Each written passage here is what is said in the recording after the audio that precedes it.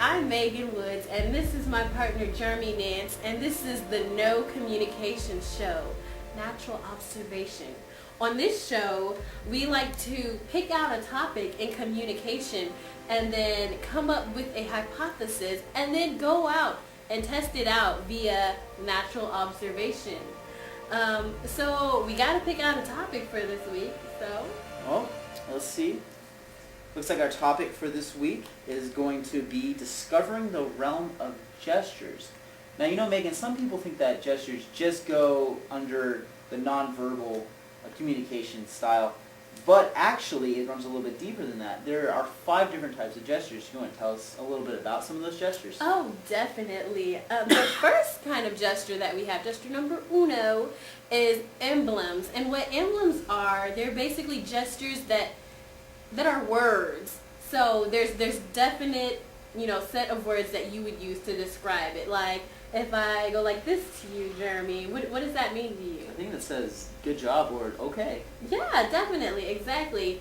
And so anywhere in this country, because they are different from different cultures, but in the United States, if you went up to anyone and you smiled at them and you said, they know that they've done something well.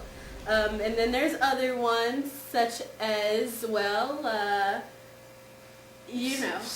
Someone cuts you off in the middle of a road. Right. They might give you another gesture. Right, but let's not go for that one. The next one that we have, numero dos, is the regulators. And what regulators do is it helps out with the flow of conversation. So for turn taking and coming and going and greetings, those would all classify as regulators. So if I'm like, you know that I'm coming, I'm not leaving if I'm waving hi at you. Yes. And if I'm like this, you know that I'm dismissing myself. Or if I walk up to you and a group of your friends and you're having a conversation and I want to get in, I might lean forward if we're sitting at a table. Or if you wanted me to say something, you might pass me the palm, and then I will know that I can speak. It's okay for me to speak now. And the third one that we have is illustrators. And what illustrators do is it helps you make the big picture. So this one is pretty big in elementary school classrooms, and preachers do it. If you're a really good speaker, you probably use illustration, definitely, because that's what they teach you in oral column, right? Okay, so what that does is it helps with explaining things.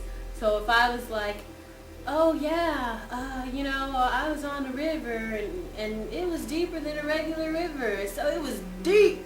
I do that so that you can understand how deep it was. I mean, naturally it wasn't 2 feet deep, but you understand that it was deep when I go through the whole effort of putting my hands up to show you that it was deep, right? So that's an illustrator, and I think that really works in learning and helping people understand things. The fourth one we have here is mirroring. And you see what mirroring is if you're leaned forward and you got your arm on the armrest like you did a minute ago, and I just mimic that, well, that's mirroring, because I'm just doing exactly what you're doing naturally, maybe not necessarily paying attention to it, but we're having a conversation and you lean forward, so I lean forward. Or if you were to lean back.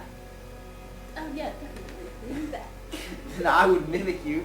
And I would mirror your stance, and I would lean back and put both my arms on the armrest, and just casually, just naturally, fold my arms like this. And that's mirroring. The fifth one is adapters. And these are things people do for their own convenience, such as whenever you're really nervous, maybe if you're sitting through a presentation that you're not exactly comfortable doing, you might twiddle your thumbs or you might fidget a little bit with something, such as this piece of paper. I might just, crumble it or mess with it in my hand. Another one would be if you're just bored and you're just like, man, you're tapping your foot, you can't really stay still. I have a hard time with this. I was in a wedding the other day, could not stand still, and everybody saw me. So that's what an adapter would be.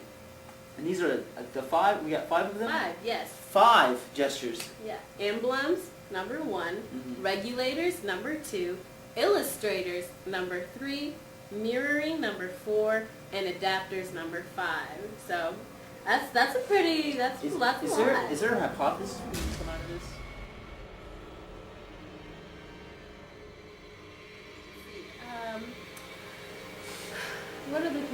dream about at night? Oh, I know. I definitely dream about gestures and how I think that if someone is making really big gestures or their gestures are greater than normal, then they are emotionally attached to the subject matter. You know, it's very personal to them or important to them, and I think that you should be able to tell that by their gestures.